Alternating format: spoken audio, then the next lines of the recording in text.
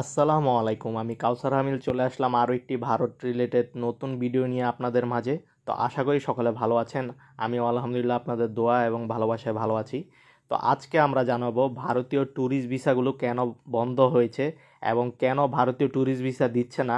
এছাড়াও ভারতীয় tourist visa দেওয়া আপনার কবে থেকে শুরু হবে সেই বিষয় নিয়ে আলোচনা করব। আশা করি সম্পূর্ণ ভিডিওটি আমাদের সাথেই থাকবেন এবং আমার চ্যানেলে নতুন হয়ে থাকলে চ্যানেলটিকে অবশ্যই সাবস্ক্রাইব করে দিবেন। তো ভারতীয় ট্যুরিস্ট ভিসা সম্পর্কে ভারতীয় হাই কমিশন থেকে আপনার বরাবরই জানিয়ে দিয়েছে যে 29শে সেপ্টেম্বর পর্যন্ত আপনার বাংলাদেশে প্রায় জুলাই আগস্ট থেকে 29শে সেপ্টেম্বর পর্যন্ত 20,000 পাসপোর্ট তারা রিটার্ন দিয়েছে।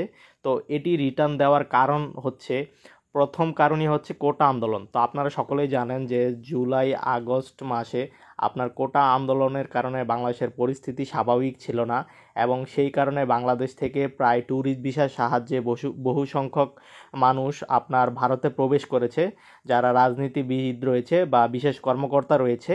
তো সেই কারণে আপনার ভারত বাংলাদেশকে এখন নিরাপদভাবে নিচ্ছে না, যে বাংলাদেশের যে জনগণ রয়েছে যারা ট্যুরিস্ট ভিসার সাহায্যে ভারতে প্রবেশ করছে তাদেরকে তারা নিরাপদ ভাবছে না।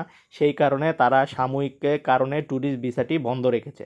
তো যারা জরুরি প্রয়োজন রয়েছে, যাদের যেমন মেডিকেল চিকিৎসার জন্য, এছাড়া স্টুডেন্ট, তো যাদের জরুরি প্রয়োজন রয়েছে শুধু তাদের জন্যই মেডিকেল ভিসাটি চালু রয়েছে।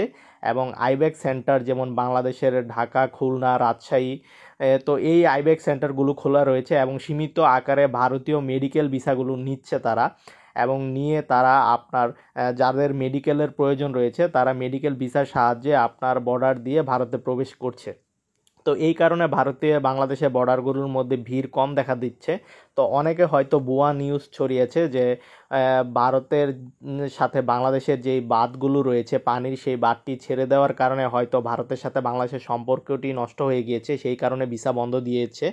তো এটি কোনো কারণ নয়।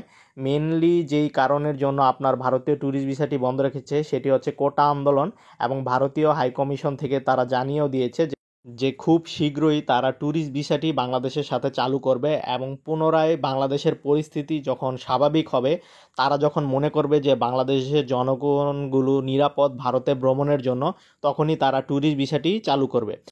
তো আজকের ভিডিওটি এতটুকুই। যদি ভিডিওটি ভালো লেগে থাকে তাহলে অবশ্যই আমার চ্যানেলটিকে সাবস্ক্রাইব করে দিবেন। ধন্যবাদ সবাইকে। আসসালামু আলাইকুম।